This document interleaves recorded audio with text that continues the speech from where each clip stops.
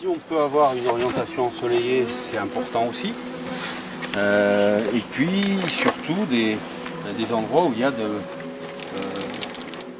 une flore sécrétant suffisamment de nectar. Et est-ce qu'il leur faut de l'eau à proximité? C'est pas mal qu'elles aient de l'eau. Mais quand même la plupart de l'eau qu'elles utilisent, elles le trouvent dans le nectar des fleurs. Éventuellement sur la rosée du matin, mais bon, s'il y a de l'eau, c'est pas plus mal. On aurait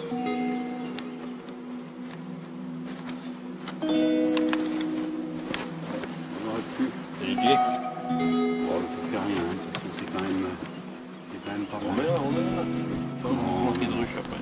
Non, on va pas manquer, parce qu'en fait, on a fait celui-là de rucher où on transvase.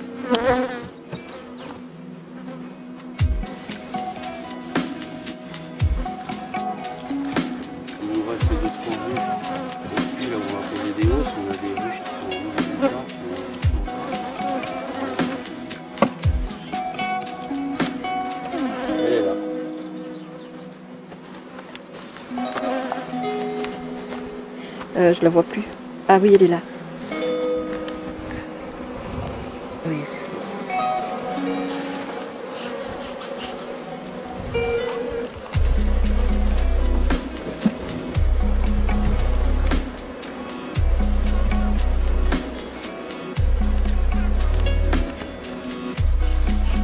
Sur le couvain, quand on a des alvéoles un peu boursouflées comme ça, c'est le couvain de mâle. Les mâles sont un peu plus gros que les... J'aurais pu en montrer, j'en ai vu tout à l'heure.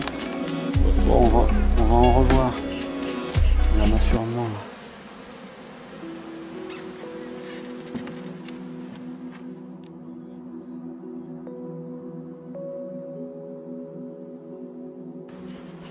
Là, c'est de la cire toute fraîchement bâtie.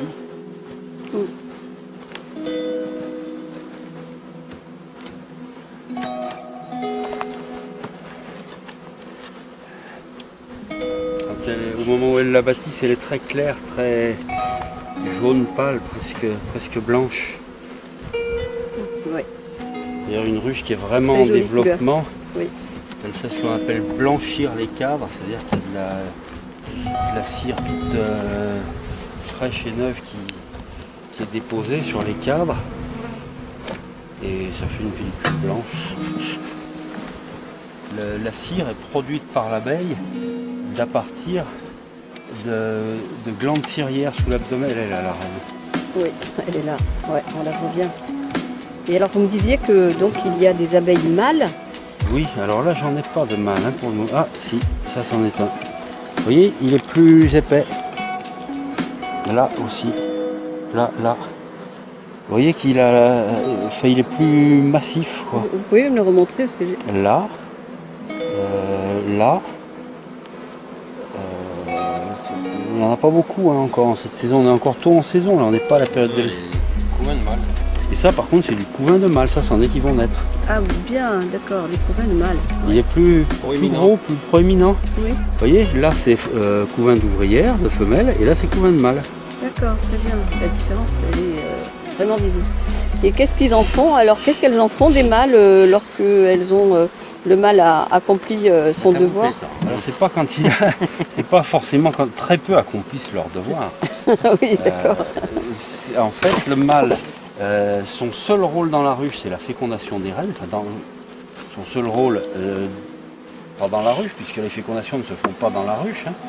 Les fécondations se font à l'extérieur. Lorsque la période dite de l'essaimage, c'est-à-dire où les vieilles reines s'en vont avec la moitié des abeilles et puis qu'après une jeune reine naît dans la ruche, ce quand elle naît évidemment, elle n'est pas fécondée. 4 jours plus tard, elle est fécondable. Elle va sortir pour un vol de fécondation. Les fécondations se font en extérieur. Si elle se faisait à l'intérieur, la reine serait fécondée par ses frères. Or, si on ne se marie qu'assez peu entre frères et sœurs, c'est pas, on en a fait une question de morale, c'est pas du tout ça. C'est qu'on a bien constaté que les produits issus de la diversité génétique sont toujours plus intéressants que les produits issus de la consanguinité. Or, ce serait consanguin. Donc, pour éviter la consanguinité, donc elles sont fécondées à l'extérieur une seule fois dans leur vie, lors de leur vol de fécondation. Un seul vol de fécondation. Une reine, ça ne vole que 2 fois dans sa vie. Quand elle est très jeune, donc grosso modo entre le 4e et le 10e jour de sa vie, pour son vol de fécondation, la reine a un organe que l'on appelle la spermathèque. On appelle la spermathèque, qui est formée de cellules nourricières. Chaque cellule nourricière fixe un spermatozoïde. Et à partir de ce stock de spermatozoïdes, elle va pondre toute la durée de sa vie. Ah, c'est incroyable. La deuxième fois dans sa vie où la reine va voler, attention, si vous mettez la main sur les abeilles, là, ça ne le fera pas.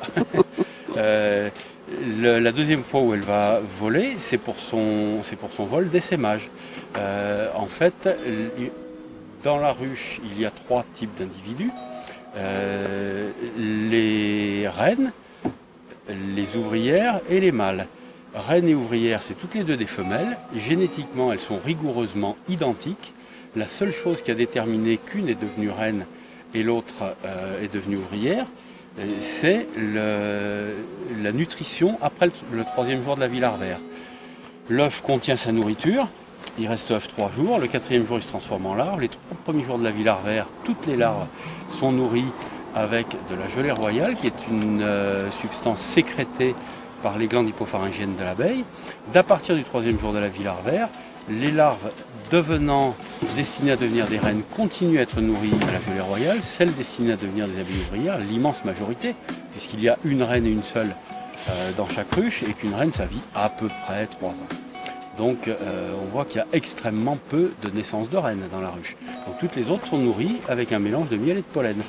Les abeilles ouvrières possèdent des organes génitaux, ils ne se sont pas développés du fait de sa nutrition. Elles les possèdent à l'état embryonnaire, ils ne se sont pas développés du fait de sa nutrition. Chez la reine, du fait de sa nutrition, ses organes génitaux se sont développés.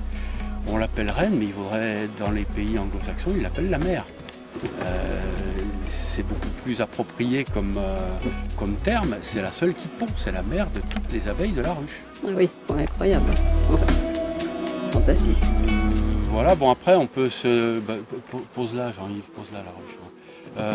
On peut se demander quel est le déterminisme et qu'est-ce qui fait qu'à un moment les abeilles vont se mettre à élever avec de la gelée royale une ou quelques larves. Ce déterminisme, c'est les besoins de la colonie. En fait, à la naissance, toutes les abeilles ont l'instinct d'élever des reines. Cet instinct est inhibé par la présence de la reine qui émet une phéromone, un médiateur chimique inhibiteur de l'instinct d'élever les reines.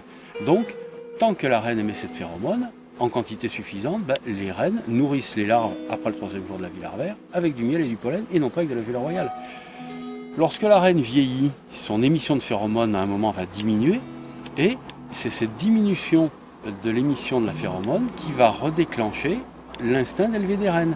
Comme la nature est prévoyante, elles ne vont pas élever une cellule avec de la gelée royale, elles vont en élever 6, 8, 10. Lorsque ces cellules de reines sont operculées, c'est-à-dire qu'il y a la nourriture à l'intérieur pour aller jusqu'à la naissance de la nouvelle reine, qu'il n'y a plus qu'à maintenir la température et à attendre, la vieille reine s'en va avec la moitié des abeilles. C'est ce qu'on appelle l'essaimage, c'est la reproduction de l'abeille. La reproduction de l'abeille, ça n'est pas la reine qui pond un œuf qui va donner une abeille, puisque cette abeille, c'est une entité non viable. L'entité viable, c'est la colonie dans son entier. L'individu chez l'abeille, ça n'est pas l'abeille. L'individu chez l'abeille, c'est la colonie dans son entier.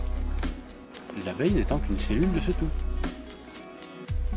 Et donc, la vieille reine s'en va avec la moitié des abeilles, elle va chercher un endroit favorable, un habitat naturel, une anfractuosité de rocher, un tronc creux, peu importe, l'espace entre un volet et une fenêtre. Là, elle va y bâtir rapidement des rayons de cire grâce à ses glandes cirières. Elles vont y stocker un petit peu de pollen, de miel. La reine est en fin de vie, en fin de fécondité, mais elle n'est pas encore totalement inféconde, donc elle va pondre encore quelques œufs. Quand je dis quelques œufs, c'est quelques dizaines de milliers, elle en pond 2000 par jour. Et là, donc, cet essaim, de nouveau, va croître, puisqu'elle pond 2000 œufs par jour. De nouveau, il va y avoir un moment où les courbes vont se croiser. Elle est partie de sa colonie de départ, dans laquelle il y avait 50 à 60 000 abeilles. La quantité de phéromones qu'elle émettait n'était plus suffisante pour ce volume et cette quantité d'abeilles. Dans l'essaim, il faisait 15 000 abeilles. C'était un petit volume. À ce moment-là, la quantité de phéromones était encore suffisante, mais la reine vieillit, donc son émission de phéromones continue à descendre, elle est sur une pente descendante, alors que la population de l'essaim est sur une pente montante. Donc de nouveau, il y a un moment où la quantité de phéromones émises ne sera plus suffisante. À ce moment-là, dans l'essaim, comme ça s'est passé environ 1 mois et demi à 2 mois avant, les abeilles vont se remettre à faire quelques cellules royales. Là, la vieille reine, elle ne va pas de nouveau repartir, elle va mourir, et la reine qui va naître sera fécondée. Le cycle est reparti dans l'essaim. Dans la ruche souche, il est resté les cellules royales. La première reine qui est née a détruit les autres.